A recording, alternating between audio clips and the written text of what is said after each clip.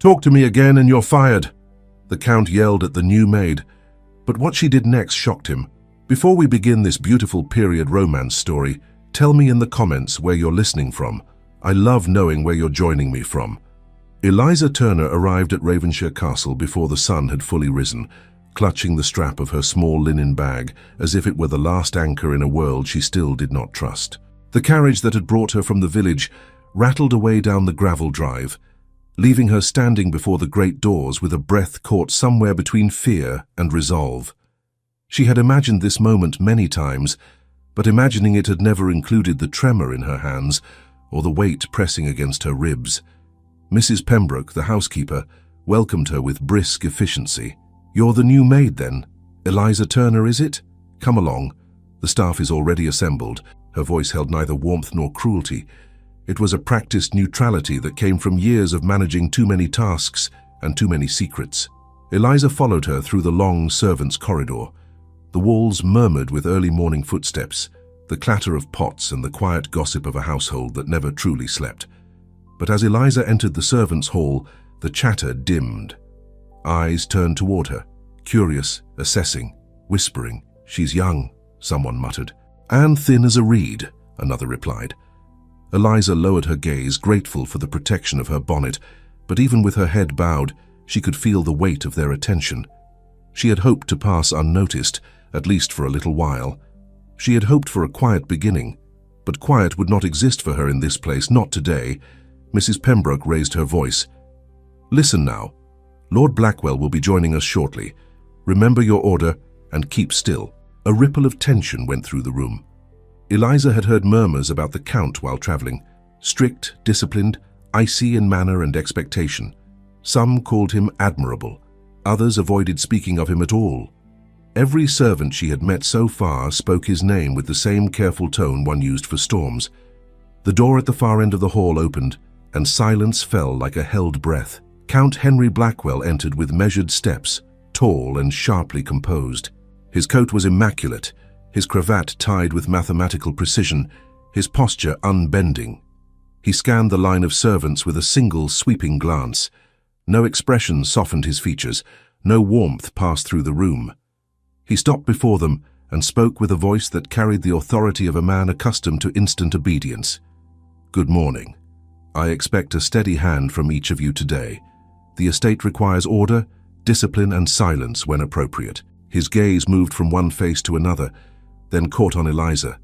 For a fraction of a second, something in his eyes faltered. Confusion? Recognition? Annoyance? She could not tell. He stepped closer, studying her with an intensity that made her spine taut. "You are the new maid," he said. Eliza swallowed. "Yes, my lord." "You will address me as my lord only when necessary," he stated, his tone sharpening.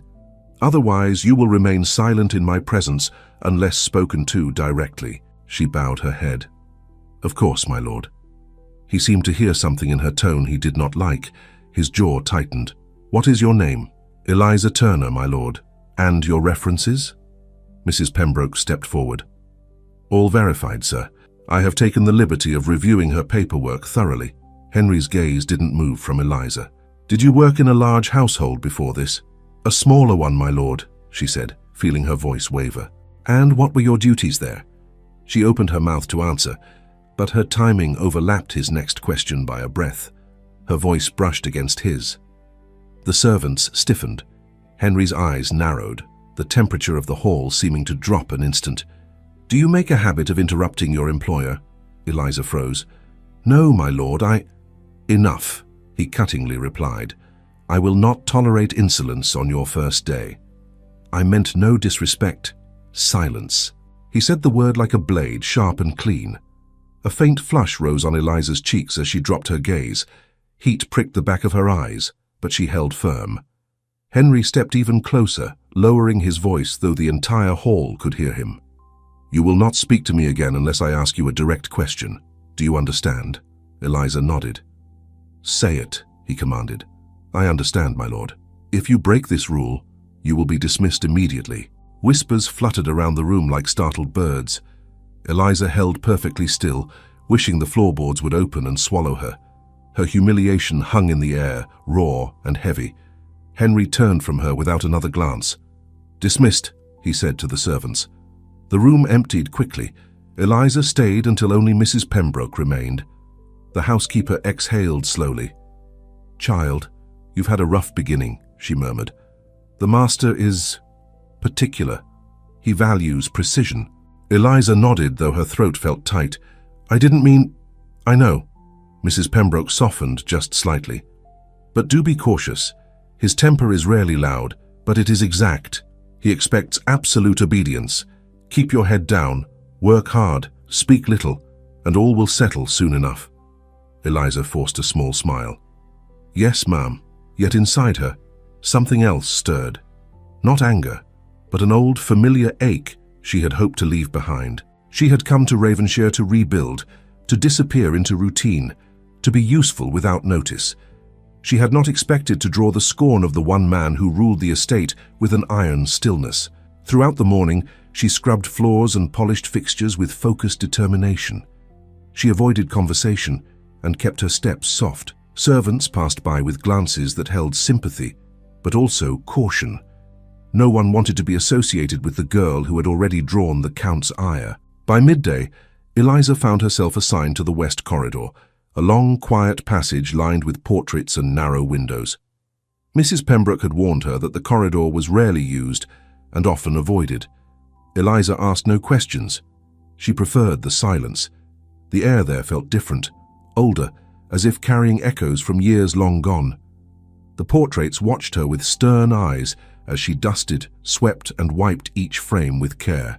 She whispered small apologies whenever her cloth touched a surface too abruptly, an old habit she had learned from a mentor who valued gentleness with objects.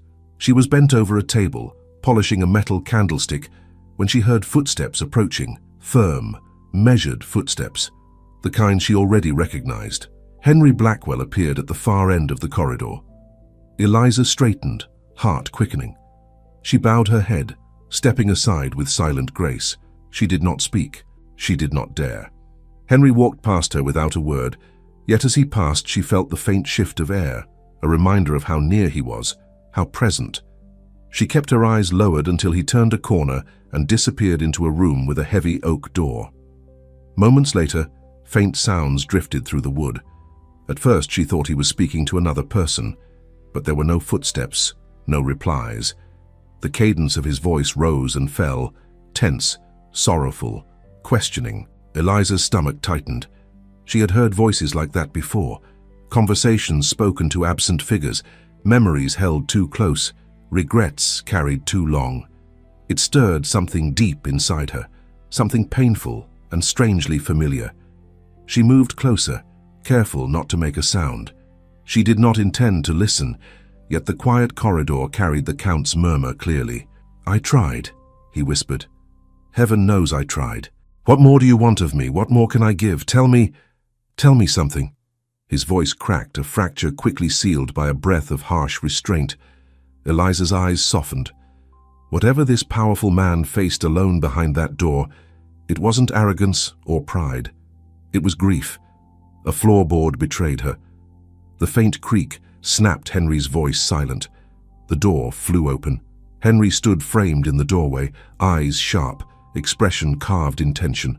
He looked almost startled to see her, startled and defensive. Eliza froze mid-step.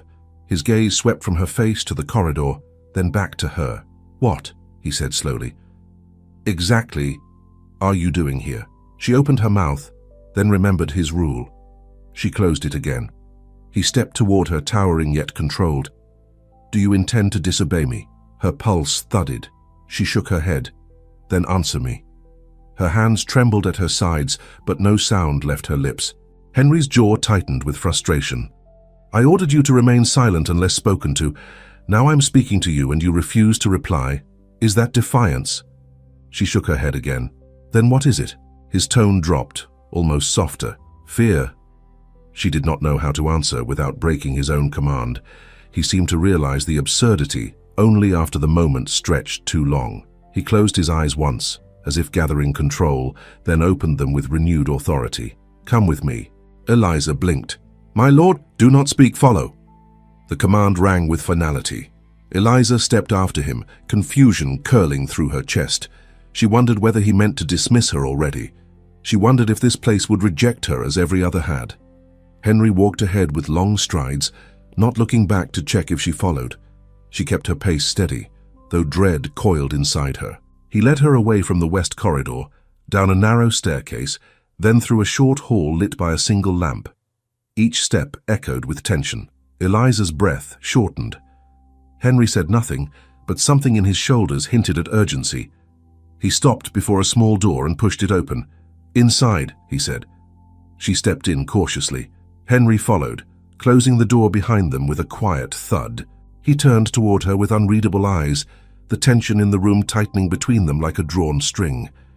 "Eliza Turner," he said, voice low and steady. "There is something you need to explain." A chill passed down her spine. Henry stepped closer, his gaze fixed on hers. "Tell me," he said, "why were you standing outside that door?" Before she could even think of an answer that would not break his rule, a new sound drifted through the corridor outside. A slow, unmistakable footstep, stopping directly in front of the closed door. A faint shadow passed under the door, the kind that could not be mistaken for drifting light. Someone stood just outside, listening. Henry's eyes flickered toward the door for the briefest moment, then returned to Eliza. His voice dropped to a whisper that still carried the weight of command. "Do not move."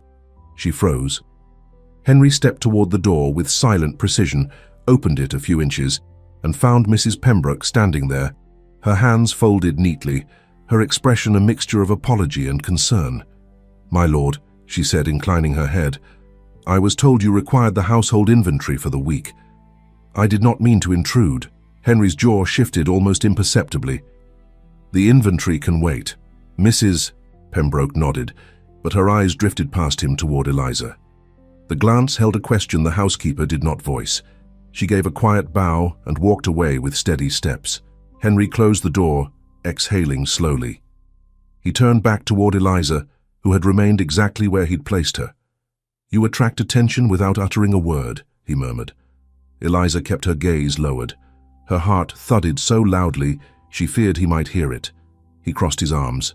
"Now, why were you at that door?" She opened her mouth to reply, then stopped herself again.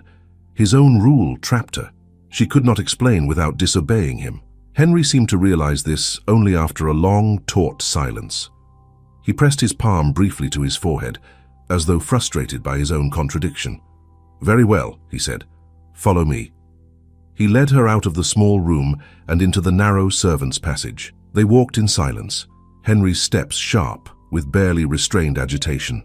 Eliza kept her hands clasped in front of her, careful to match his pace without drawing attention. At the top of the stairs, he spoke again. "I assigned you to the west corridor because it is quiet, not because I expected you to wander near rooms you were not instructed to clean." She dipped her head, acknowledging the reprimand. "I cannot have servants listening at doors," he continued, "especially that one." Something in his voice softened, but only for an instant. Eliza sensed the shift. The room he had entered earlier carried more weight than he wished to admit. He stopped before the servants' quarters and turned to face her fully. "Did you hear anything?" Her breath caught. She shook her head. Henry studied her closely. Too closely. "Your silence is convenient, Miss Turner." Almost suspiciously so. Eliza steadied her breathing. She did not wish to seem evasive, yet she could not violate the restriction he had placed upon her. Henry gestured toward the narrow hallway. "Return to your duties. I expect no further incidents." She curtsied and turned to leave, but he called her back. "One more thing." She faced him again, his gaze hardened. "I do not tolerate curiosity. Let this be your final warning." Eliza nodded and slipped away. For the remainder of the afternoon, she kept her head down. She scrubbed the scullery floor, polished brass knobs, dusted bookshelves, anything to keep her hands busy and her mind calm. Yet her thoughts drifted again and again to the west corridor, to the tone of Henry's voice behind that door, to the silence that followed her accidental creak of the floorboard, and to the unmistakable grief in his whisper. By evening, most of the household retreated to their quarters. Eliza remained in the corridor with the portraits, wiping the last traces of dust from the frames. The candle she carried cast a warm halo around her, softening the faces of the long-deceased Blackwells staring down with somber pride. As she stepped back to inspect her work, a young footman hurried toward her. "Eliza," he whispered, glancing over his shoulder. "Mrs. Pembroke wants you in the kitchen." Eliza nodded and followed him. The boy looked barely 16, with freckles across his nose and a nervous way of running his hands through his hair. "Is something wrong?" he asked softly as they walked. "They say the master is upset more than usual." Eliza's pulse quickened, but she said nothing. The boy noticed. "You really don't talk much, do you?" he said with a faint smile. "That's all right. Silence is safer in this house anyway." He opened the kitchen door for her. Inside, Mrs. Pembroke stood with her back to the hearth, arms folded. Several servants lingered nearby, pretending to work while clearly listening. "Eliza," the housekeeper began, "I've received word from his lordship that you were seen in the west corridor longer than expected." Eliza lowered her gaze. Mrs. Pembroke sighed. "Child, that corridor unsettles people. You're new, so I took it upon myself to explain what others will not." The servants nearby froze, clearly eager to hear this. Mrs. Pembroke continued. "The west corridor is seldom used for a reason. It was once the private quarter of the late Earl and his governess, and since their passing, the master prefers it left quiet. Too many memories linger in places like that." Eliza felt her breath tighten. The housekeeper's voice softened. "Do not stray there unless instructed. The master carries more burdens than he shows. A careless step near old ghosts can stir trouble." Eliza nodded, her hands tightening around her apron. She wished she could ask more, not out of disobedience, but out of genuine concern. Yet her tongue remained bound by the Count's decree. Mrs. Pembroke gestured for her to return to her tasks. "Off you go, and Eliza, tread lightly." Eliza left the kitchen with more questions than answers. That night, as the castle settled into a hush broken only by distant footsteps, Eliza carried her candle toward the servant staircase. The air grew cooler as she ascended. Shadows stretched long against the walls. Halfway up, she heard something unexpected. A faint rustle. A soft exhale. Henry. He stood at the landing above, leaning one hand against the railing. His shoulders rose and fell with slow breaths, as though he'd been walking the halls for some time. When he noticed Eliza, he straightened quickly, the mask returning to his features. "Miss Turner," he said, "you are out late." She curtsied. "I do not recall assigning you evening duties." She shook her head gently, then pointed toward the servants' quarters, hoping he understood she was headed there. Henry nodded, though his eyes lingered on her longer than usual. Very well. He stepped aside to allow her to pass, but something compelled her to pause. She sensed the storm beneath his calm, the same turmoil she had glimpsed behind the oak door. Henry noticed her hesitation. "What is it?" he asked, softer now.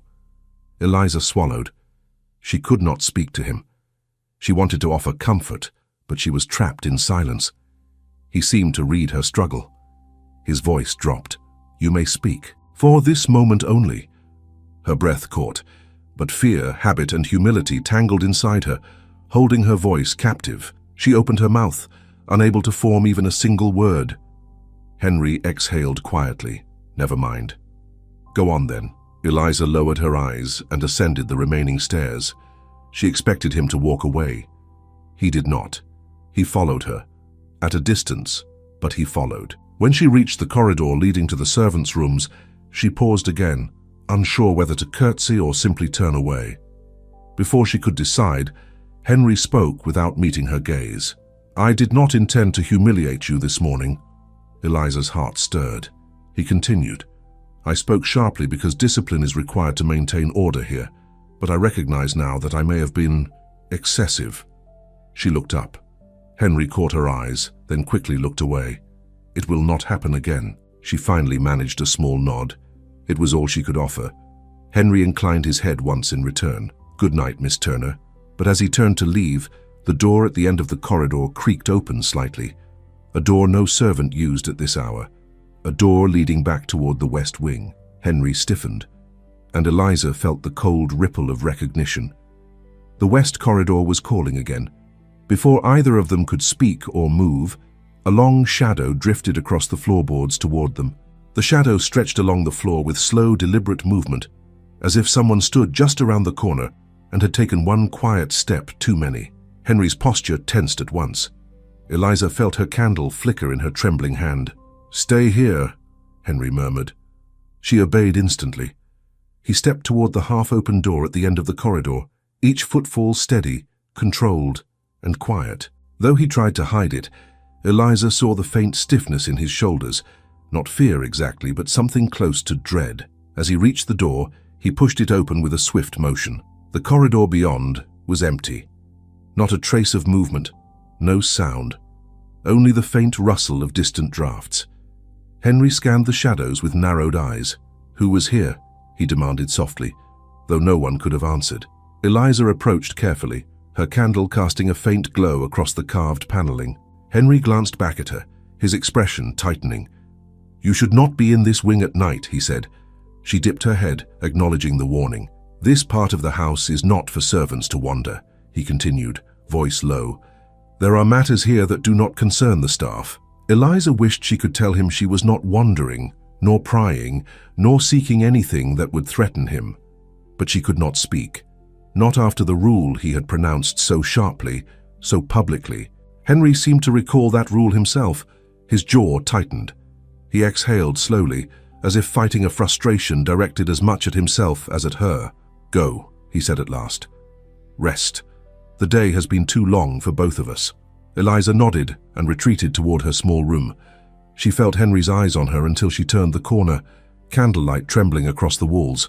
But even after she closed her door, she could not sleep. The strange footsteps, the shifting shadows, the grief beneath Henry's voice, and the hidden room where he spoke to no one. Her mind circled these questions until exhaustion finally pulled her into a restless slumber. The next morning came with the clang of the kitchen bell and the rush of routine.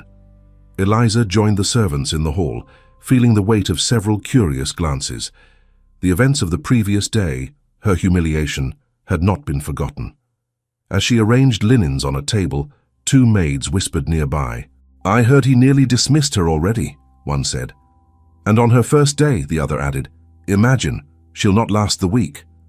Eliza lowered her eyes and continued folding. She knew they did not mean cruelty.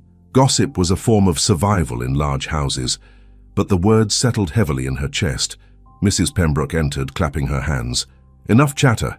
Work is waiting. Eliza with me." Eliza followed her through the corridor toward the library. The housekeeper gave her a quick sideways glance. "The master has assigned you tasks here today. Bookshelves, brass, the mantel. Keep your hands busy and your ears closed." Eliza nodded. "And whatever happens," Mrs. Pembroke added in a quieter tone, "keep your distance from the west corridor. The master is not himself when it comes to that wing." She left Eliza with her dusting cloth and an armful of books to organize. The library felt heavy with quiet history, not oppressive but full of watchful stillness. Eliza worked steadily, grateful for the distraction. It was while adjusting a row of thick volumes that she accidentally nudged a book off the shelf. It fell to the floor with a soft thud, its spine cracking open. A folded paper slipped out from within its pages. Eliza froze. The paper looked old but well kept, the delicate script unmistakably feminine and familiar in a way that made her heart leap. Her fingers shook as she unfolded it. "My dear Henry," it began, "if this reaches you, it means I have gone where neither of us wished." The handwriting was unmistakable, elegant loops, soft strokes. Amelia Harrow. Eliza's breath caught, the mentor who had once sheltered her. The woman who vanished without a trace. The very name the housekeeper had spoken with such careful respect. Eliza read further, her heart tightening with every line. "You must not blame yourself. You must not carry what is not yours. If ever a girl with eyes that see too closely comes to Ravenshire, trust her. She knows things you cannot yet bear to speak. She can help you." Eliza's hands trembled so violently she nearly dropped the letter. Help him. But how could Amelia have known she would ever come here? Had Amelia sent her? No. Eliza had come on her own, guided only by the faint hope of finding answers, and yet the letter spoke as if it were meant for her. A soft sound behind her made her snap upright. Henry stood in the doorway, his expression unreadable. His gaze flicked from her to the letter in her hand, and something darkened in his eyes. Not anger, but a kind of raw, startled vulnerability. "Put that down," he said quietly.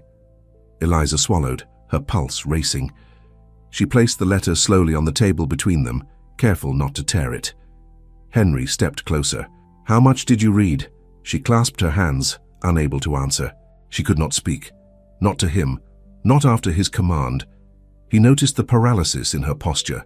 His voice hardened. "I asked you a question." Eliza looked at the letter, then at him, then back down again. Her silence stretched thin between them. Henry exhaled sharply. "You are bound by the rule I gave you." His voice sounded as though he regretted saying it aloud. She nodded. "And now that rule keeps you from explaining yourself." She nodded again.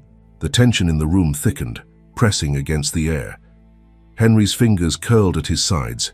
"I should not have made that rule," he said quietly. Her eyes rose in surprise. He did not expand. Instead, he lifted the letter with careful hands, folding it slowly as if it were fragile. His expression softened into something pained. "This belonged to Amelia," he murmured.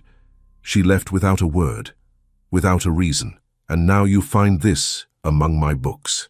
Eliza bowed her head, waiting for instruction or reprimand, but Henry only stood there, wrestling with something unspoken. At last he said, "Why did you pick up that book? Why this shelf this morning?"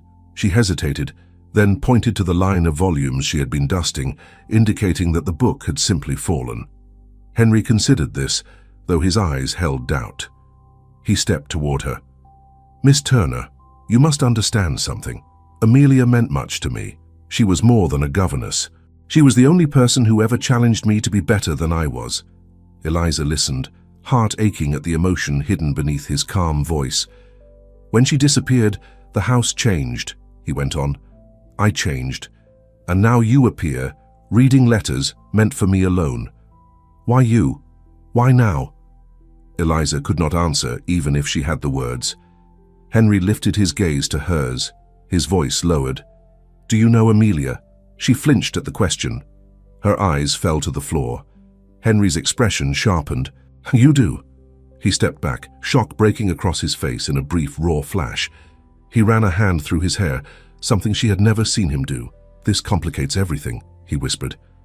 Eliza's pulse thundered in her ears. He took a breath, then said, "We will speak of this again, when I am prepared." He tucked the letter into his coat, the motion slow and thoughtful. He turned to leave the library, but paused in the doorway without facing her. "You may finish here," he said, "but do not mention what you found." He walked out before she could nod. The rest of the day moved in a blur. Servants passed her. Duties shifted. Chores filled the hours. Yet Eliza's thoughts stayed fixed on Amelia's words, Henry's expression, and the feeling that something long buried had begun to surface. That evening, as she polished a brass candlestick in the quiet of the corridor, she sensed movement behind her. She turned. Henry stood there watching her, with a look that held more questions than answers. Before he could speak, before she could lower her gaze, the floorboard behind him creaked. Henry spun around. Someone else stood at the far end of the corridor, half hidden in shadow. Henry's breath caught at the sight of the figure at the far end of the corridor, standing so still that for a moment Eliza wondered if she was imagining the shape entirely. But then the shadow shifted, stepped back and vanished around the corner with a soft whisper of fabric. Henry strode forward at once. "Who is there?" His voice was sharp, commanded obedience, demanded truth. Silence answered him. He took several quick steps, but whoever had been there was long gone. He turned back toward Eliza, frustration tightening his features. "This house listens," he muttered, "and it whispers more than I care to hear." Eliza's fingers tightened around the candlestick she had been polishing. He approached her again, gaze fixed on her with the weight of a question he had waited years to ask. "Miss Turner," he began, "we must speak plainly. About Amelia. About what you know. About why you're here." Her pulse raced. She wished desperately she could speak. She wished she could break the rule he himself had laid upon her. But she could not break his command, not after the humiliation he had inflicted upon her that first morning. She lowered her head. Henry exhaled sharply. "This silence is impossible." He paced once, then stopped in front of her again. "Very well. If you cannot speak, then listen." His tone softened, though the intensity in him remained. "You found Amelia's letter. That was not chance, though I don't yet understand the reason. But I do know this.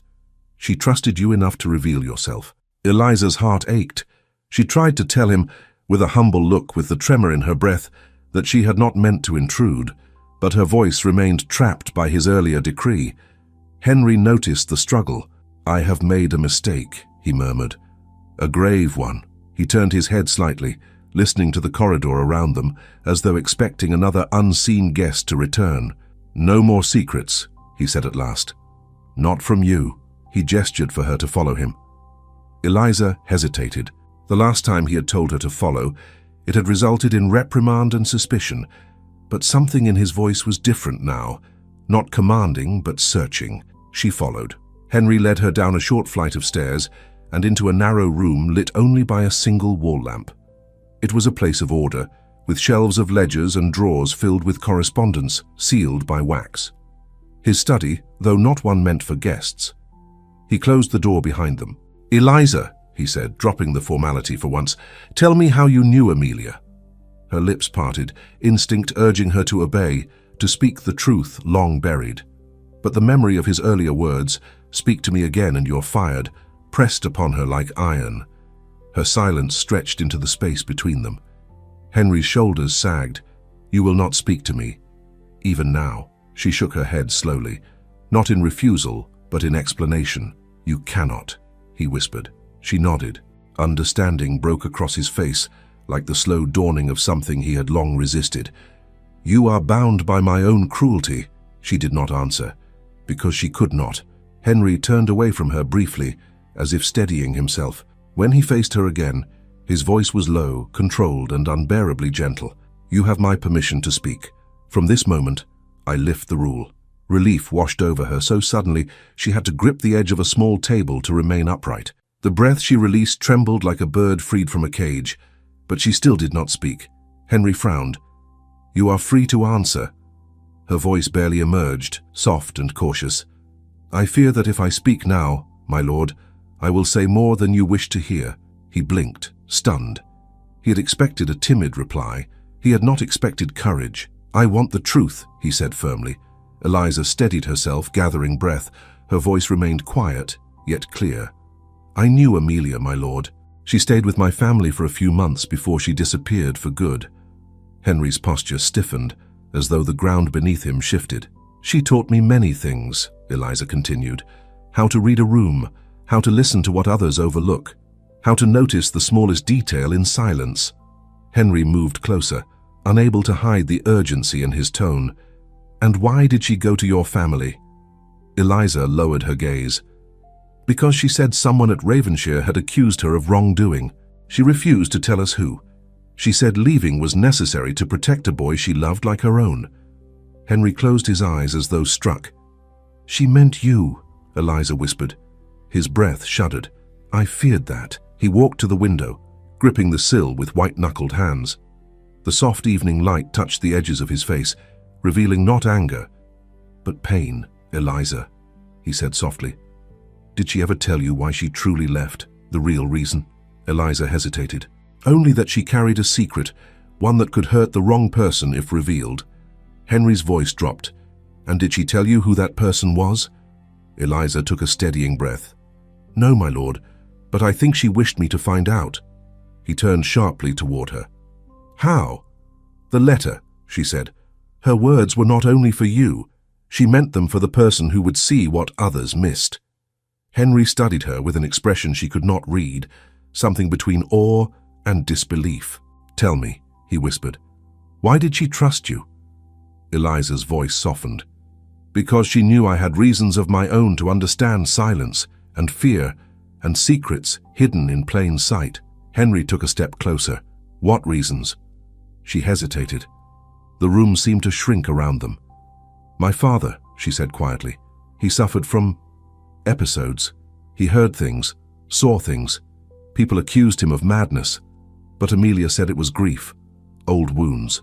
She taught us both how to manage it, how to see the difference between memory and reality." Henry's eyes widened, the truth breaking over him with startling clarity. "So when you heard me speaking in that room," he said slowly, "you recognized it?" Eliza nodded. "Yes, my lord." He lowered himself into a chair as though the weight of the revelation pressed upon him. For the first time, he looked not like the unshakable Count of Ravenshire, but like a man who had spent too many years wrestling ghosts. "I was speaking to her," he whispered.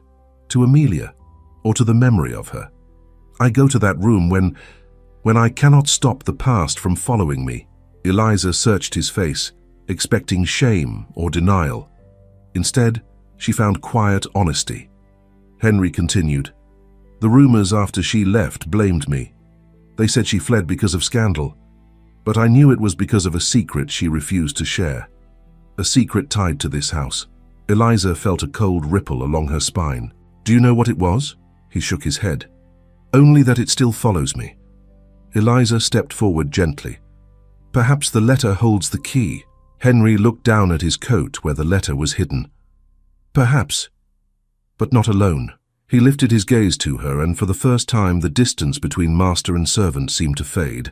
"Eliza Turner," he said softly, "you are involved now. Not by my choosing, but by Amelia's, and I cannot ignore that." She bowed her head, unsure how to respond. Henry rose from his chair, standing close enough that she felt the intensity of his presence without a single touch between them. "What else did Amelia tell you?" he asked. Eliza took a slow breath. "She said that Ravenshire held truths carved into its walls, and that if I ever heard whispers where there should be none, it meant the past was stirring." Henry's pulse visibly quickened. "And you believe this?" She met his gaze. "I know it." The air in the room tingled with the weight of unspoken possibilities: fear, memory, connection. Henry stepped even closer. "Then help me understand it, Eliza. Help me understand what Amelia tried to protect." Before she could answer, the handle of the study door rattled. Henry stiffened. Eliza turned, and the door began to open. The study door swung inward, and Henry stepped instinctively in front of Eliza, his composure restored in an instant, his voice steady. "Who is it?" "Mrs." Pembroke entered with an apologetic bow. "My lord, forgive the intrusion. The evening letters have arrived. I was told you wished to be informed at once." Henry's posture eased only slightly. "Very well. Leave them on the desk." She placed a small stack of envelopes neatly beside the inkwell. Her eyes drifted briefly toward Eliza, then to the faint tension in Henry's stance. She said nothing, but her silence held concern. Henry dismissed her with a nod, and Mrs. Pembroke withdrew, closing the door quietly behind her. The room settled into an uneasy hush. Henry exhaled slowly. The household grows too curious. Eliza clasped her hands. "Forgive me, my lord. I never meant to cause distraction." "You did not," he answered. "My own actions invited it." He moved to the desk, opening envelopes with mechanical precision. Yet his gaze flicked up every so often, returning to Eliza as though drawn by something he did not fully understand. The candlelight softened the edges of the room, making the shadows gentler, the books less imposing. But the tension remained. After a few moments, Henry placed the letters aside. "The servants think I favor you," he said. Eliza's heart tightened. "I do not wish them to." "Nor do I," he replied honestly. "It complicates everything." She nodded, though her gaze dropped. He walked around the desk and stood before her. "These rumors must end. You've done nothing to deserve them." She spoke quietly, careful not to let her voice break. "People will talk no matter what I do. Then they should talk of me," Henry said. "Not you." Eliza lifted her eyes. "My lord," but his expression changed, becoming thoughtful, almost troubled. "Eliza, what happened yesterday should not define your place here. I gave an order I now regret." Shock touched her face. She had not expected an apology. Not from him. Not after the way he'd humiliated her in front of the entire staff. "My lord, He raised a hand lightly, not to silence her, but as if he didn't trust his own reaction to hearing her speak of that moment. "I saw fear in your eyes, and I mistook it for disobedience. That is my failure, not yours." Her breath trembled. "You weren't wrong to demand discipline. I interrupted you. You answered a question," he replied, "and I punished you for it." He looked away, jaw tightening with unspoken regret. "I cannot allow myself to be unjust," he murmured. "Not again." Eliza hesitated. "You are not unjust, my lord, only careful." He met her eyes then, and something raw flickered in his gaze. Careful is not always kind. A brief silence settled between them, not cold, but fragile, as though the truth had finally been allowed to breathe. Then Henry straightened, regaining his calm. "Come, I must show you something." She followed him out of the study, down the corridor, and into the grand hall. The staff was busy preparing for the newly announced dinner, hurrying with silver trays and linens. The air buzzed with urgency. Henry spoke quietly as they walked. "This dinner is important. Several members of the local gentry will be present. Their opinions influence more than one might think." Eliza nodded. He glanced at her. "You will serve in the dining room tonight." Her breath caught. "My lord, I am new. I fear I will—" "You will do well," he said, not unkindly. "And it will help settle the rumors." She understood what he meant. If she served alongside the senior staff, no one could claim she held a place of unusual favor. It was a gesture of protection, quiet, but unmistakable. They reached the dining room. Several maids arranged centerpieces while footmen polished the long table. The chandeliers reflected faint golden light across the glassware. Henry turned to her. "Stay near Mrs. Pembroke. Do only as she instructs. And Eliza," his voice softened, "do not fear making mistakes. You are allowed them." Something warm pricked behind her eyes. "Thank you, my lord." Mrs. Pembroke approached briskly. "Ah, Eliza, you'll shadow me tonight. It's a simple dinner, though a large one. Keep your hands steady and your eyes sharp." Eliza nodded, and the housekeeper gave a satisfied hum. Henry left them, but Eliza sensed his gaze linger for a heartbeat longer than it should have. The servants scattered to prepare. Eliza and Mrs. Pembroke moved through the room in smooth rhythms, arranging napkins, lighting candles, checking silver. Eliza focused intently, her hands steady despite the nervous flutter in her stomach. As she placed polished silver spoons along the edge of the table, the young footman from before approached. "You're brave," he whispered. "Most newcomers would have begged to serve anywhere but here." Eliza shook her head lightly. "I only want to work well." "That's enough," he said kindly, then moved off to continue his tasks. By evening, the guests began to arrive. The entrance hall filled with elegant coats and quiet greetings, with the shifting rustle of skirts and the low hum of polite conversation. The dining room glowed under the chandeliers, casting warm light over the carefully arranged table. Henry entered with the composed dignity expected of a man of his station. His presence commanded immediate attention. Several guests bowed or curtsied, offering respectful smiles. Eliza remained near the wall with the other servants, awaiting instruction. Her heart thumped with the anticipation of the night ahead. When all were seated, Mrs. Pembroke gave a subtle signal, and the first dishes were brought in. Eliza followed with a tray of delicately baked pastries, placing one before each guest as she had practiced. She moved quietly, her steps almost soundless. At first, everything went smoothly, but halfway through the course, Lord Ashcombe, a tall gentleman with pale hair and an affected air, set down his fork with unusual abruptness. He pressed a hand to his chest, drawing shallow breaths. "Are you well, sir?" someone asked. He shook his head slightly. "Just a moment. I believe something disagrees with me." Tension rippled across the table. Mrs. Pembroke stepped forward at once. "My Lord Ashcombe, shall I fetch water?" He waved her off weakly. "It's nothing. I only feel us a bit light." Eliza's eyes caught something. The pastry on Lord Ashcombe's plate, slightly different from the others. A finer crust, a faint, glossy sheen. She turned quickly to the tray from which she'd served him. The cooks had prepared 2 variations of the pastry for the evening, one with a glaze for the noble guests and one plain for the staff. Lord Ashcombe's pastry had been placed in the wrong section.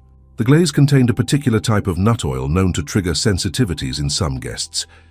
Amelia had once taught Eliza how to identify it by scent alone. She smelled it now. Eliza's pulse raced. She stepped forward. Henry looked sharply at her, astonished at her sudden movement. Eliza bowed slightly. "My lord," she said quietly, "forgive me. May I speak?" Henry's breath hitched, only once. But he nodded. Eliza turned to Lord Ashcombe. "Sir, do not eat another bite. Your pastry was mistakenly glazed. It contains an oil that disagrees with some people." Lord Ashcombe blinked. Oil? What? Eliza pointed gently to the faint sheen on the crust. This glaze. It was meant for another dish. Please take water only for now. Mrs. Pembroke rushed to bring a glass, her face pale. Henry stepped closer, his voice calm and steady. Lord Ashcombe, please follow her instructions. I assure you she knows what she is saying. The nobleman drank the water. After a moment his breathing eased. Colour returned slowly to his face. Bless me, he murmured. I believe you may have saved me from a most unpleasant episode.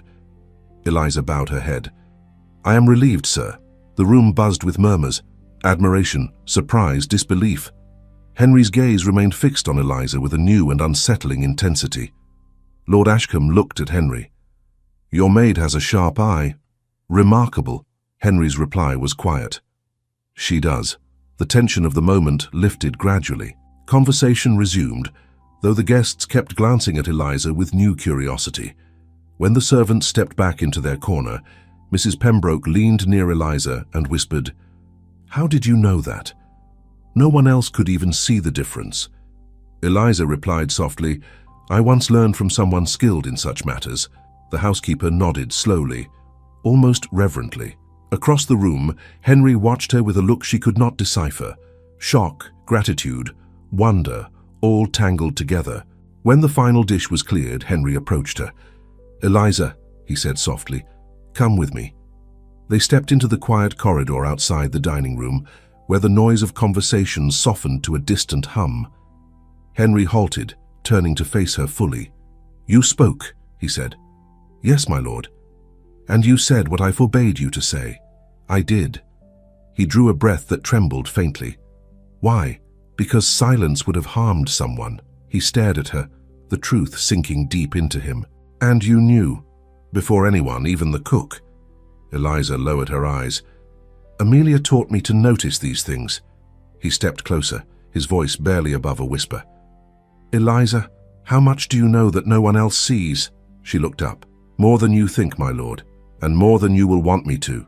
Henry's expression changed, not with anger, but with something far more vulnerable. He opened his mouth to speak. But before he did, a voice from behind them called out, sharp and suspicious. My lord, why is the new maid speaking with you alone? Henry turned sharply at the voice, his expression shuddering with instinctive authority. Eliza stepped back out of reflex, lowering her head as if she had been caught doing something forbidden. Mrs. Pembroke stood at the end of the corridor, her posture stiff, her tone carefully neutral, but edged with worry. Behind her, two footmen carried trays, their eyes flickering with curiosity they tried to hide. My lord, the housekeeper repeated. Several guests witnessed the moment. They are asking questions. It would be wise to return to the dining room. Henry's jaw tightened, but he kept his tone calm. I will attend shortly, Mrs. Pembroke. The housekeeper's gaze moved to Eliza, lingering with quiet urgency. And the maid, my lord? Eliza held her breath. Henry answered without looking away from Mrs. Pembroke. She will accompany me. A wave of whispers rose behind the housekeeper. Mrs. Pembroke's brows pinched, not in disapproval but in warning. My lord, there are those who already misunderstand. Henry's voice remained controlled. Then allow them to misunderstand me, not her. Mrs. Pembroke hesitated for a long moment, then bowed. As you wish. When she walked away, the footmen followed her quickly, though both glanced back once more at Eliza. She felt her cheeks warm. The rumors that had begun quietly now had fuel far stronger than simple mistaken gossip. Henry waited until the corridor was empty before speaking in a low voice. Do not heed their words. You did nothing wrong. Eliza kept her gaze lowered. Even so, my presence may cause trouble. He stepped closer. Your presence prevented disaster tonight. I will not allow others to twist that. She swallowed, her voice small. But I fear they will. Henry hesitated, his breath catching in a brief moment of conflict. Then he said, Walk with me. He led her down the quiet corridor toward a side room used only during large gatherings. It was small and dimly lit, with a single window overlooking the courtyard. The noise from the dinner faded as Henry closed the door behind them. Eliza, he said, tone softening, what happened tonight cannot be ignored. She clasped her hands. I meant no harm, my lord. I know, he replied. That is precisely what troubles me. She glanced up, confused. He paced once, frustration weaving through his voice. You acted when others hesitated. You saw what no one else did. You recognized a danger without being told. And then, he paused, voice quiet. Then you risked breaking my command to stop it. Eliza's breath trembled. She remembered the moment vividly, the room holding its breath, Lord Ashcombe's growing distress. The glaze she recognized instantly. She had not considered the consequences of speaking. She had acted because she could not let harm unfold before her eyes. Henry approached her again, but more slowly this time. Tell me, how did you learn such instincts? Eliza's voice softened. Amelia taught me. She said the world whispers truths that most people never hear. He nodded slowly. And you listen. I try to. And tonight, Henry said, I finally realized what I should have seen sooner. Her heart skipped. What is that, my lord? That Amelia trusted you because your silence isn't weakness. It is strength. Quietness does not mean ignorance. His voice lowered. It means you see too much. Eliza lowered her gaze. I never wished to trouble you with what I see. You haven't troubled me. You have startled me. He paused. And that, I admit, I am not accustomed to. She dared to look up. Henry's expression held complexity, respect, curiosity, and something deeper he hadn't yet allowed himself to name. Eliza, he said quietly, tonight you defied my order. I did, she whispered, and you did so to protect my guest, my reputation, my household. Yes, my lord. He exhaled. Then understand this. From this moment, I revoke that order entirely. You may speak freely, whenever you see fit. Her eyes widened with relief she tried to hide. Thank you. Henry studied her a moment, then turned away, running a hand over the back of a chair. But the guests, they will talk, and talk becomes rumor. Rumor becomes story. Stories grow teeth. He looked back at her. I will not have you devoured by them. He was protecting her. Eliza lowered her voice. I do not fear what they say of me. Henry's expression tightened. But I do. She caught her breath. He continued, voice low. There is already unrest in the house. And tonight the gentry are watching closely. They observed you speaking to me. They observed me listening. Eliza took a careful step back. I apologize if I caused discomfort. Do not apologize, he interrupted sharply. Then his tone softened. Eliza, you acted with courage. It is I who must correct what others assume. A gentle silence followed. Finally, Henry said, You should return to the servants' quarters for the evening. The dinner will continue without your presence. She stiffened. Am I being removed from duties? No, his voice softened. I am asking you to rest. You have been under scrutiny since your first morning here. You deserve a moment to breathe. Eliza nodded slowly. Very well, my lord. He opened the door for her, but as she stepped through, Henry's voice followed quietly behind her. Eliza! She turned. Thank you for what you did tonight. Her smile was small but sincere. I only did what was right. He looked at her for a long moment, longer than polite, longer than expected, until footsteps approached from the main hall. Henry stepped back sharply. Go now. Eliza obeyed, disappearing down the corridor. But peace was not granted to her that evening. When she entered the servants' corridor, every whisper ceased at once. A dozen pairs of eyes turned toward her. The older maids looked worried. The younger ones looked frightened on her behalf. The footmen glanced at one another, unsure whether to bow or avoid her. Lucy, a kitchen maid, barely 16, rushed to her side. Eliza, she whispered urgently. What happened?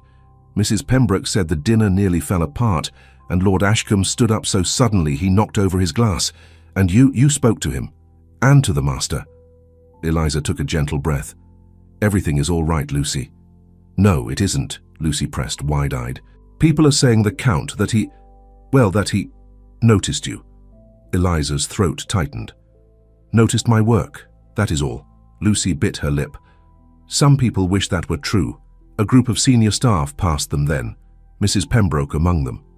The housekeeper paused, touched Eliza's arm briefly and said in a quiet voice, Get some rest.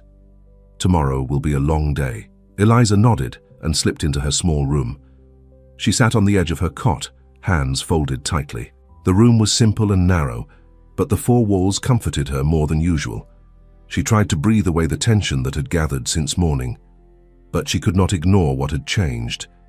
Henry had defended her, twice, and something had shifted in the way he spoke her name, as if he were trying to place a puzzle piece that suddenly belonged somewhere deeper than he expected. Eliza finally lay down, exhaustion pressing her eyes closed, but sleep refused to come. Around midnight, the house fell into full silence. Then, soft footsteps echoed outside her door. She sat upright. The footsteps were slow, deliberate, approaching with purpose. Her breath caught. They stopped directly in front of her room. The floorboard creaked beneath someone's weight. Eliza leaned forward, heart pounding, listening. A faint whisper slipped through the keyhole, her name, spoken in a voice she did not recognize. "Eliza?" She rose from the cot, unsure whether to open the door or call for someone, but before she could move, a shadow slid under the door, stretching across the floor toward her.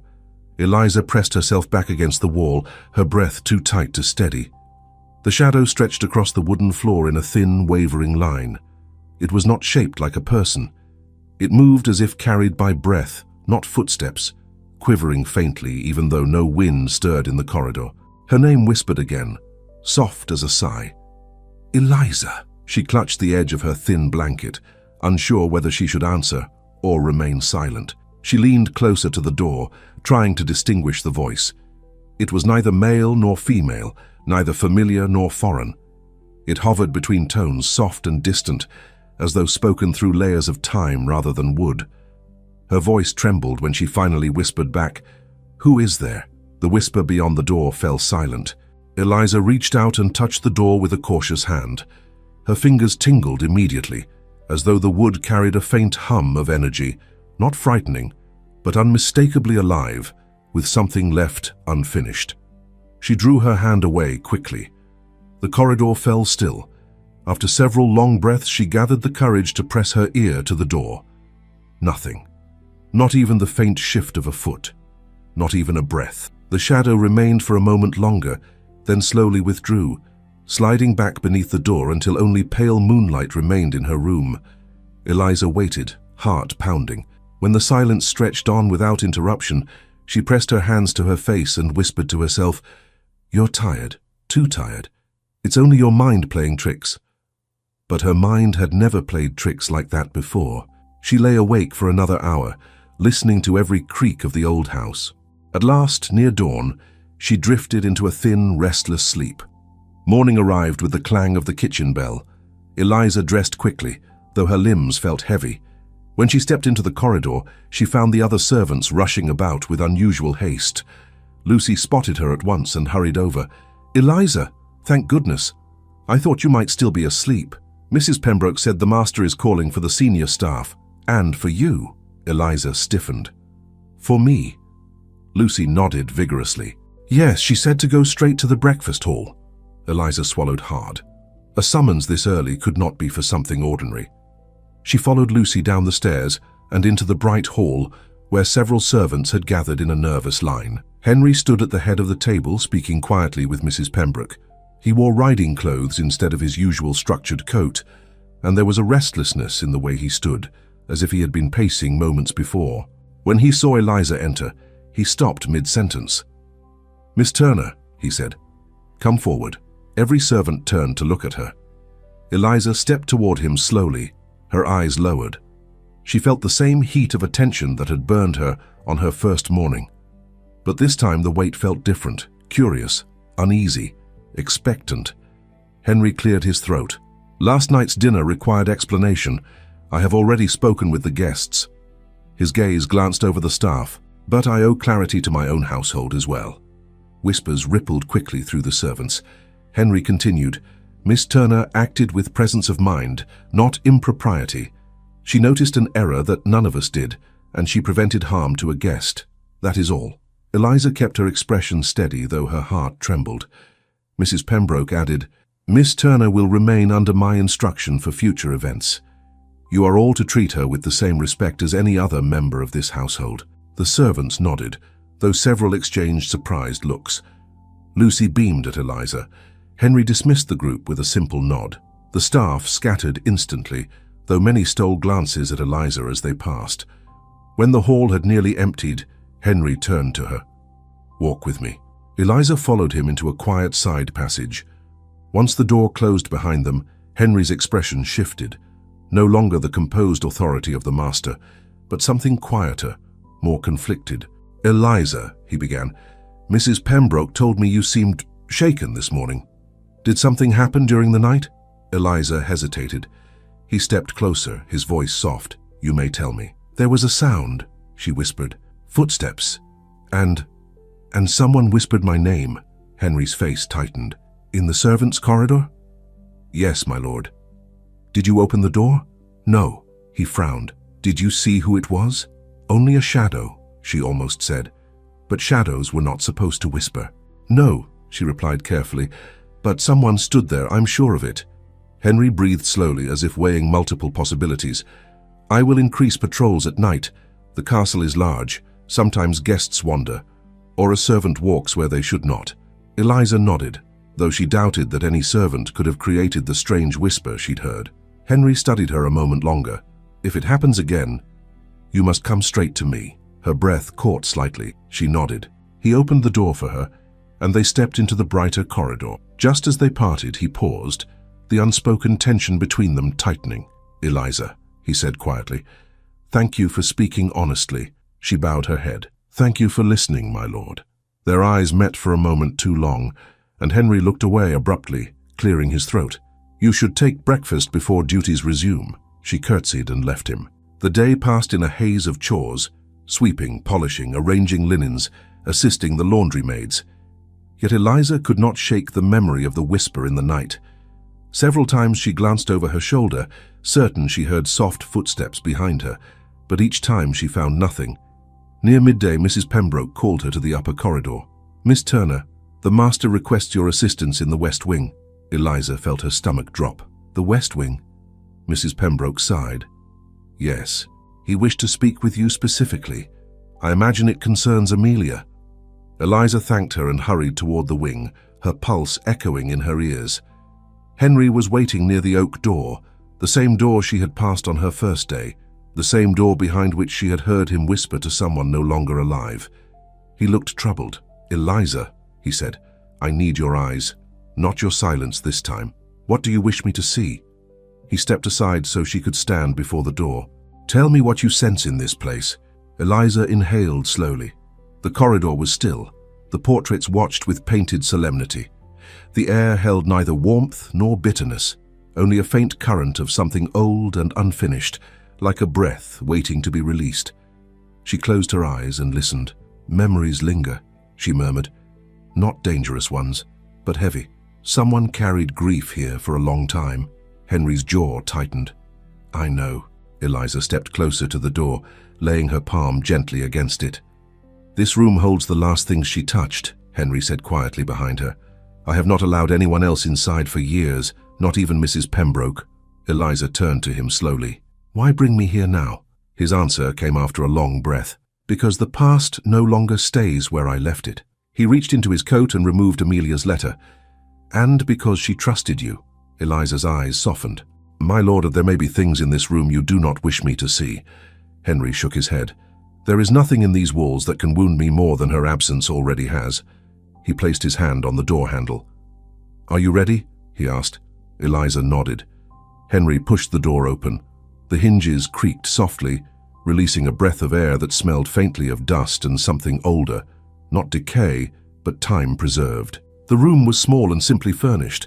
A writing desk, a chair by the window, a narrow bookshelf, and a few personal belongings carefully arranged, as if waiting for their owner to return. Eliza stepped inside slowly. Henry remained at the doorway, as though unsure whether he belonged or intruded. Something near the desk caught Eliza's eye, a small wooden box with delicate carving along the lid. She approached it, her fingers brushing against the smooth surface. "My lord," she whispered. "May I?" Henry swallowed. "Yes." She lifted the lid carefully. Inside lay a bundle of letters tied with faded ribbon. Henry inhaled sharply. "I believed those were lost." Eliza touched the ribbon, preparing to lift the stack, but froze. Someone else's handwriting was visible through the top envelope. not Amelia's. A bold, formal script. Henry stepped beside her. "Whose hand is that?" Eliza swallowed. "I do not know. But the letter is addressed to you." Henry reached for it, but before he could take hold, a soft knock sounded on the open door behind them. "Eliza?" a hesitant voice called. Henry turned sharply. Mrs. Pembroke stood at the threshold, her eyes wide with worry. "My lord, forgive me, but you must come at once." Henry stiffened. "What has happened?" Mrs. Pembroke swallowed hard. "It is Lord Ashcombe. He has collapsed again." Henry did not hesitate. He turned from the wooden box and strode toward Mrs. Pembroke, his voice firm but steady. "Where is he?" "In the blue guest chamber, my lord," she replied quickly. "He began to feel faint after breakfast. The moment he stood, his legs gave out beneath him." Henry's jaw tightened. "Is the physician on his way?" "Yes, my lord. Someone has been sent to fetch him." Henry gave a short nod. "Eliza, come." She followed him and Mrs. Pembroke down the corridor, her mind racing. Lord Ashcombe had seemed improved last night. He had even joked lightly with one of the other guests before retiring. But if he had collapsed again, something was wrong. Servants hurried past them in anxious silence. Footmen stood at corners awaiting instruction. Maids carried basins of cool water. The entire house felt strained, suspended, as though waiting for the master's voice to steady it. When they reached the blue guest chamber, Henry paused a moment before entering. Inside, Lord Ashcombe lay on the bed, pale and breathing shallowly. A thin sheen of perspiration covered his forehead. His valet knelt beside him, dabbing his brow with a cloth. "Your lordship," Henry said, stepping closer. "Can you hear me?" Ashcombe's eyes fluttered open. "Blackwell, forgive the trouble. Must be the dinner. The excitement. Nothing more." Eliza watched the man's trembling hands. This was not simple fatigue. She glanced at the tray nearby. A glass of water sat untouched. A bowl of broth half finished. A plate of fruit with a bite taken from one slice. She stepped closer, examining the fruit with sharp attention. Henry noticed. "Eliza," she pointed to the slice of pear. The cut edges had browned faster than expected. The skin had a faint residue on it that she recognized at once. A sugar glaze sometimes dusted with powdered almond to preserve shine. A glaze Amelia had taught her to identify instantly. "My lord," Eliza whispered, "the pear, it wasn't rinsed." If Lord Ashcombe reacted to the nut oil last night, Henry's expression hardened. Then even the smallest trace could trigger another episode. The valet looked panicked. I did not know. The fruit was delivered already prepared." Henry turned to Mrs. Pembroke. "Find out who arranged this tray." "Yes, my lord," she said, rushing out with two maids. Lord Ashcombe tried to sit up, but Eliza placed a gentle hand near his arm, not touching, but offering quiet steadiness. "Please stay lying down, sir. The physician will come soon." Ashcombe gave her a strained smile.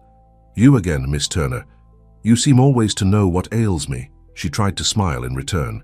"Only what Amelia taught me." Henry glanced sharply at her when she said the name, then turned back to Ashcombe. "You will remain here until the doctor arrives." Ashcombe nodded weakly and closed his eyes. Henry motioned Eliza aside.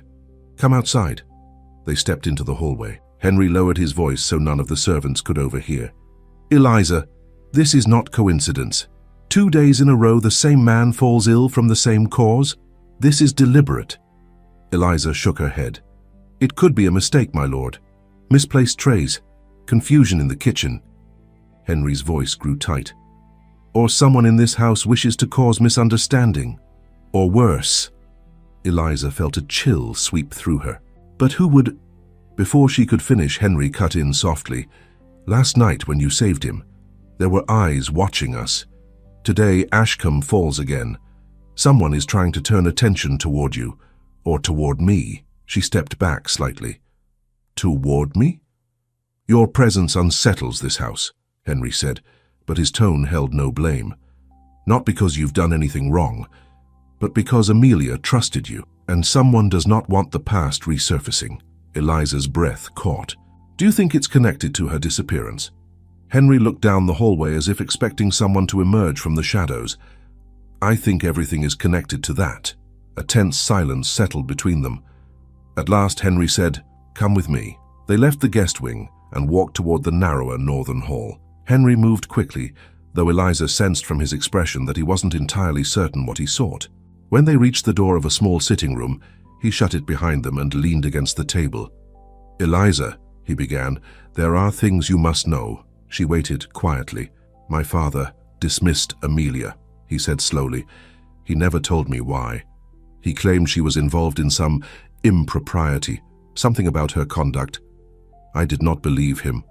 Amelia was loyal, devoted, and far wiser than most women I have ever known. But she left the very next day." Eliza listened closely. "She told us she had to leave because someone here threatened her reputation." Henry nodded grimly. "My father, I suspect.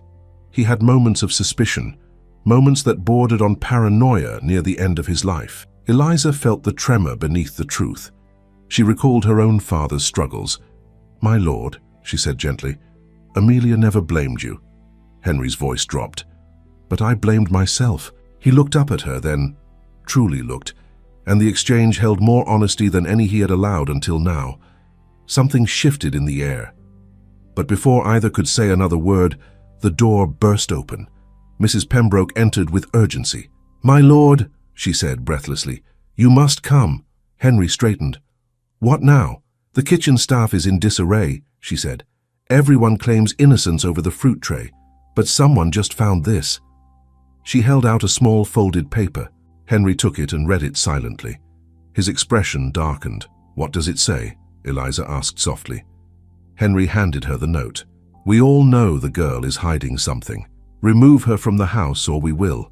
Eliza felt the floor tilt beneath her. Henry took the paper back with a controlled, simmering anger. "Cowards," Mrs. Pembroke whispered. "My lord, the staff is frightened. They think Lord Ashcombe's illness has something to do with her." "That is nonsense," Henry snapped. "Eliza prevented harm, not caused it." But the housekeeper's gaze remained troubled. "Fear does not need truth to grow." Henry looked at Eliza. She stood very still, as though trying to keep her breath from shaking. "My lord," she said quietly, "if my presence brings unrest—" "Do not finish that," Henry cut in sharply. "You are not the cause of this. Someone else is." Mrs. Pembroke looked between them, uncertain whether to remain.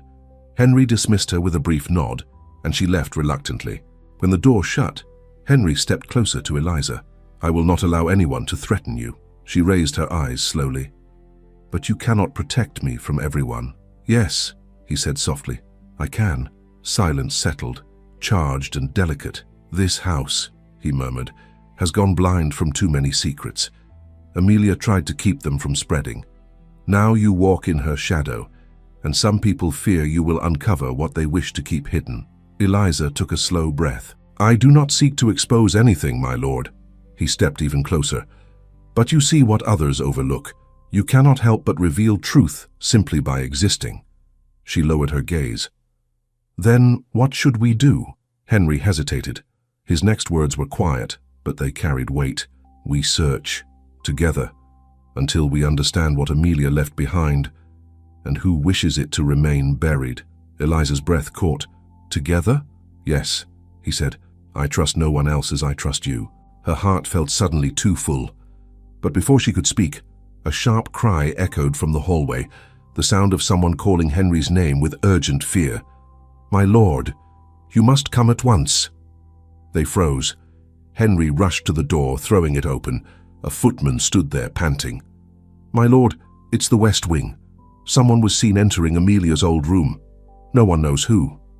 Henry turned to Eliza, his eyes blazing with determination and dread. "Come," he whispered. And together they ran toward the west corridor. The footsteps of Henry and Eliza echoed down the stone floor as they hurried toward the West Wing.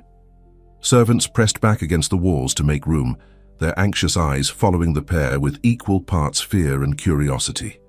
Henry did not slow, and Eliza kept close beside him, her breath tight, her pulse quick. When they reached the far end of the dim corridor, Mrs. Pembroke stood waiting, her hands clasped firmly before her. She bowed slightly to Henry. "My lord, the house is in a state, but we have searched every corner of this wing. No one is here." Henry's gaze swept the corridor. "Who reported the intruder?" "One of the younger footmen, my lord, but he is shaken. I believe his imagination ran ahead of him. Eliza glanced to the oak door, Amelia's room. Slightly ajar, a faint draught stirred its edge. Her heartbeat quickened. The room had been closed for years. No servant had the authority to enter without Henry's express permission. The open door felt like a small wound, exposing something long covered. Henry approached it slowly, shoulders taut. "No one enters this room unbidden," he said. "Not anymore." Mrs. Pembroke nodded. "I understand, my lord. The staff has been informed." Henry pushed the door shut with a soft but resolute motion. Then he turned to the housekeeper. "Gather the entire staff in the great hall within the hour. I will speak with them." Mrs. Pembroke hesitated. "My lord, with respect, strong words may worsen the fear. Everyone is unsettled after the note." Henry's voice softened only slightly. "Fear thrives in silence. It ends with truth." She bowed. "Very well." When she departed, Henry faced Eliza, his expression shadowed with something more complex than anger. "I will not allow chaos to rule this house. Not again." Eliza lowered her gaze. "You blame yourself for what happened to Amelia. Everyone sees that, my lord." He stiffened, though he did not deny it. "And now the past threatens to repeat itself." Eliza shook her head gently. "No, this time you are not alone." His breath caught faintly, but instead of answering, he extended his hand toward her.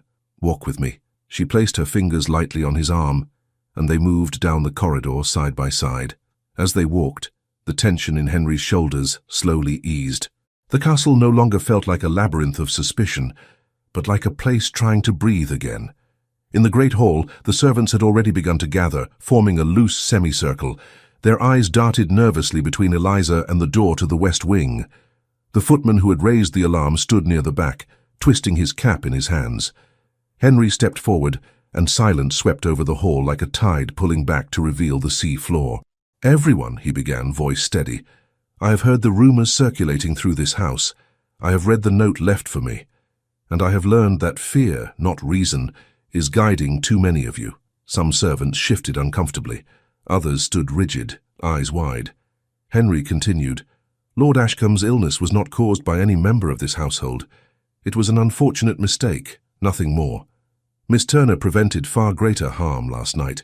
Without her intervention, the matter could have been far worse." Eliza felt several eyes turn toward her, this time with something like dawning respect. Henry added, "No servant shall be threatened under my roof. No accusations will be tolerated without proof, and no one will raise a hand or a false word against Miss Turner." Murmurs rippled through the hall. The young footman who had spread the alarm looked ashamed. Henry lifted a hand, and quiet returned. "We will not feed shadows with fear," he said. "The past belongs in the past. Miss Turner is part of the future of this household, and she will be treated as such. Do you all understand?" The servants nodded quickly, offering murmured assurances. Some bowed. Others kept their heads lowered, chastened. Eliza watched them, relief loosening the knot inside her chest. When Henry dismissed them, the hall emptied with surprising order. Mrs. Pembroke lingered, giving Eliza a small approving nod before returning to her duties. Even those who had previously whispered seemed subdued, thoughtful. When only Henry and Eliza remained, he let out a quiet breath. That needed to be said. Eliza nodded. "They will understand now. I hope so," he murmured. Then he turned to her, his expression softening. "Eliza, for weeks, this house has stood on the edge of things unspoken. But today, I want no more shadows." She looked up cautiously. "What do you wish to say?" Henry stepped closer, but not with urgency, as with a kind of quiet sincerity. "I owe you more than gratitude. You have stood calm under humiliation, under suspicion, under fear. And still, you choose to help. My lord, You have given me back a piece of Amelia," Henry said softly.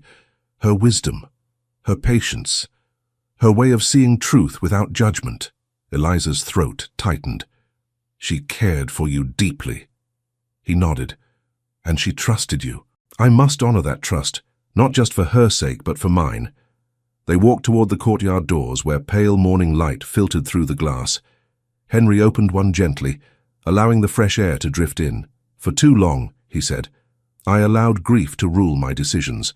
I let my father's suspicions linger where they had no place. Amelia's departure cast a shadow I never challenged. Eliza stepped beside him. But you searched for the truth in your own way. You never stopped caring. He looked at her then, truly looked, and his eyes softened. Now the truth is all that matters. They walked slowly through the courtyard garden, where trimmed hedges and winter flowers framed the quiet paths. Servants passed now and then, offering respectful bows to their master, and a new, gentler glance to Eliza. Henry spoke after a long silence. "Tell me what Amelia taught you most." Eliza thought carefully. "She taught me that sorrow is a language, my lord, and people speak it even when they try to hide it." Henry gave a small, wistful smile. "Then you have been reading my thoughts since the moment we met." She gave a soft laugh. "Not your thoughts, my lord. Only your eyes. That may be the same thing," he said quietly. They continued walking until they reached the stone archway where Amelia had once read to Henry as a child. The memory hung in the air, gentle and alive. Henry paused.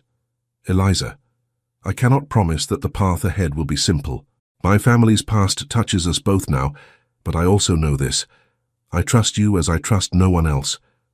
Her voice trembled, "and I will never betray that trust." He reached for her hand but stopped himself just short of touching it.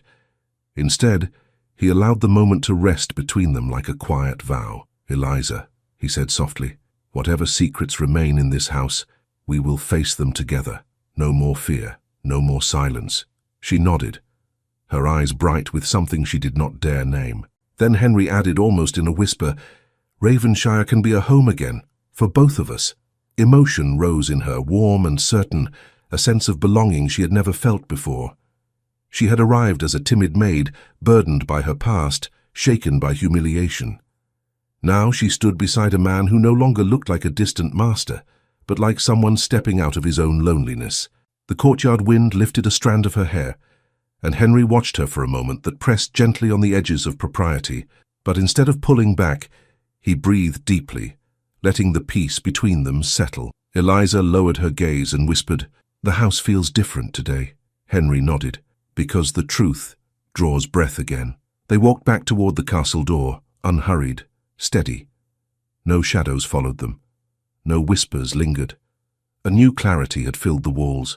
And for the first time since Amelia's departure, Ravenshire felt less like a place of sorrow and more like a place where healing had begun. As they stepped back inside, Henry paused beside her. "Eliza," he said gently, "there is still the letter in Amelia's room, and the box. We will open both together when you are ready." She nodded. "I am ready now." He allowed himself a small smile. "Then we will face it." But instead of turning toward the west wing immediately, Henry placed a hand lightly over his chest, almost unconsciously, as if steadying a feeling that had grown too quickly, too quietly, for him to name. Eliza saw the gesture and understood it more clearly than he did. They walked on, not master and servant, not suspicion and secrecy, but two souls moving toward the same truth, no longer afraid of what waited ahead. The castle exhaled around them, calm and open. Nothing chased them now. Nothing pressed from behind. Only the soft promise of what waited beyond the final unanswered questions. Henry led Eliza toward the west wing with steady steps, his expression calm but resolute. The long corridor stretched before them, no longer dark with fear or secrets, but filled with a quiet expectancy. Each footstep echoed with something unspoken, something neither had dared to name until now. Eliza walked at his side, her heart beating with a rhythmic certainty she had never known. The house did not whisper tonight. It waited. When they reached Amelia's room, Henry paused at the door. The key rested in his hand, gleaming faintly in the lantern light. "Eliza," he said quietly, "whatever we find inside, I want you to know that nothing you discover will change what you mean to this house, or to me."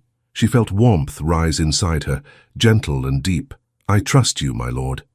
He gave a faint, almost shy breath. "Then let us see what Amelia wished us to find." He unlocked the door. The room welcomed them with stillness. Dust motes drifted like tiny stars. The scent of old paper and gentle lavender lingered faintly, as if Amelia had stepped out only moments ago. Henry moved toward the wooden box they had discovered that morning. Its carved lid was intricate, shaped with small ivy leaves curling around the edges. Eliza stood beside him. "May I open it?" "Yes," he said softly. "You must be the one." Her fingers lifted the lid gently. Inside lay the bundle of letters tied with ribbon. The top one bore Henry's full name in bold script, unfamiliar and strong. He reached for it with careful hands. The wax seal cracked softly as he opened the envelope. Eliza watched his face as he read. His expression shifted from tension to surprise, to something like relief breaking over him slowly. He exhaled deeply. "Eliza, this is not a letter from Amelia." "Then from whom?" He looked up at her. "From my father." Eliza's eyes widened. "Your father? He left it for you?" Henry nodded slowly. "Listen." He read aloud. "My son, if you find this, it means the truth has surfaced at last. I feared my own weakness too much to speak it in life. Forgive me for the silence I forced upon Amelia. Forgive me for the burden I left you. She was never at fault. The scandal was mine alone. I acted out of pride, not protection. I wronged her, and I wronged you. Let this letter free you from the shadows I created. Your father." Henry lowered the paper, his breath trembling. "He lied," he whispered. "All those years, he knew she was innocent." Eliza touched his arm gently. He tried, at the end, to repair what was broken. Henry shook his head, the ache in his eyes raw. His pride destroyed her place here. "And then I carried that weight as if it were mine." "You have carried more than any man should," Eliza said softly. He turned toward her, his voice lower. "I have carried loneliness, silence, regret. And then you arrived, and everything began to change." Eliza felt tears press behind her eyes. "I only wish to understand the truth, and to help." "You did more than help," Henry said. "You brought light where I had allowed only darkness." She lowered her gaze, her voice trembling. "I never imagined I would find anything here except work. I never imagined I would matter." Henry stepped closer. "You matter more than you know." A soft silence filled the room, not heavy, not strained, warm, restful, like a truth finally freed. Henry's eyes drifted to the remaining letters in the box. "There is more." Eliza untied the ribbon, revealing several smaller notes, some written in Amelia's elegant hand. She lifted the first one. "Read this only when you are ready, Henry. I have trusted Eliza because her heart is clear. She will see what you cannot yet bear. Do not push her away." Henry gave a faint, aching smile. "Amelia could see the future better than I could see my own present." "Because she loved you," Eliza whispered. He grew quiet. "I think she wanted me to find someone who could lift what I could not." Eliza lowered the note. "And do you feel lighter now?" His gaze found hers with an intensity that held no hesitation. "Yes." Another silence settled, fuller now, charged with emotion neither dared to name out loud. Finally, Henry said, "There is one more letter addressed to you." "To me?" He handed her a small envelope. Her name was written in Amelia's graceful script. Eliza felt her knees weaken at the sight. She opened it slowly. "My dear Eliza, if you are reading this, then you have walked into the heart of Ravenshire. I knew you would. You have a gift, one born of tenderness and sorrow, and you will use it to guide others who cannot speak their pain. But there is something else I know. One day someone will see your quiet strength, someone worthy, someone who needs you as you need him." Eliza stopped reading, the words blurring with emotion. Henry watched her carefully. "What does it say?" Eliza shook her head slightly, unable to speak yet. Henry reached for the letter gently and read the final lines himself. "Take care of Henry, if he allows it. His heart is more fragile than he believes, and perhaps one day your courage will give him the strength to love again." The room fell silent. Eliza's breath caught in her throat. Henry held the letter against his chest, eyes closing briefly as if absorbing every word. When he opened them again, something in him had changed. The walls that had always stood around him, the walls of discipline, loneliness, and fear, had cracked. "Eliza," he said in a low, steady voice, "you have done more than reveal truth. You have healed what I thought was beyond repair." Eliza's voice shook. "I have only tried to honor Amelia, and to honor you." He stepped closer, closing the space between them. His voice deepened, softer than she had ever heard it. "Do you know what I feared most when you first arrived?" She shook her head. that I would see too much of myself reflected in your eyes, that you would see the parts of me I never wanted anyone to witness. Eliza felt her breath catch. And did I? He nodded slowly. Yes, and it did not break me. It freed me. He reached for her hand, then, carefully, reverently, as if afraid she might vanish. You are braver than anyone I have known. Eliza felt warmth spread through her, gentle and overwhelming. I was only myself, my lord. Do not call me that, he whispered. Not now. Her chest tightened. Then what shall I call you? He took a slow step closer. Henry. Her breath shivered out. Henry. The sound of his name in her voice made something fragile and long hidden melt in his expression. Eliza, he murmured, lifting her hand to his chest. I do not wish to lose you. Not to fear, not to gossip, not to distance, not to anything. Tears filled her eyes. You will never lose me. Not if you wish me to stay. His voice thickened with emotion. More than stay. I want you here beside me, as my equal, as the one who sees through every shadow. She felt her heart flood with warmth, with disbelief, with happiness she had never imagined. Henry leaned his forehead against hers gently. Do you feel the same? A soft sob escaped her, not of pain but of release.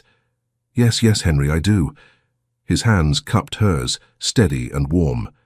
Then allow me to ask you something I have never asked anyone. She lifted her face, breath trembling. Eliza, he whispered, will you marry me? Her answer rose without hesitation, carried by every moment they had endured together. Yes, she breathed, 1,000 times. Yes. He exhaled with relief that seemed to unburden years of quiet sorrow. His hands moved to her waist gently, drawing her into an embrace that held all the tenderness he had kept locked away. She leaned into him, feeling the beat of his heart steady and sure beneath her hands. He pressed a soft kiss to her forehead, then her temple, then paused, waiting, asking permission with the simple closeness of his breath. Eliza lifted her face toward him in answer. Their lips met with a quiet, aching sweetness, a promise, a release, a beginning. His hands rose to cradle her face with reverence, her fingers curled at his collar as if anchoring herself to certainty. It was not a kiss of urgency, but of belonging. Two souls, long burdened by silence, finally finding their voice. When he drew back, his forehead rested against hers. You are my future, Henry whispered. You have always been the truth I needed. Eliza smiled through tears. And you are the safe place I never thought I would find. They stood there a long while, holding each other in the gentle golden quiet of Amelia's room, surrounded not by ghosts, but by blessings. At last Henry spoke again. The staff will be surprised. Eliza laughed softly. More than surprised, he smiled. Then let them talk. This time they will speak truth. He offered his arm. She took it. Together they walked back down the corridor, step by step, toward the life waiting ahead, towards marriage, towards a home rebuilt on trust, not fear, toward a love that neither of them had sought, yet both had needed. And as they reached the archway where Henry had once stood alone in memory, he turned to her with quiet reverence. Eliza Blackwell, he whispered, savoring the name that would soon be hers. You have given me back my heart. She touched his cheek softly.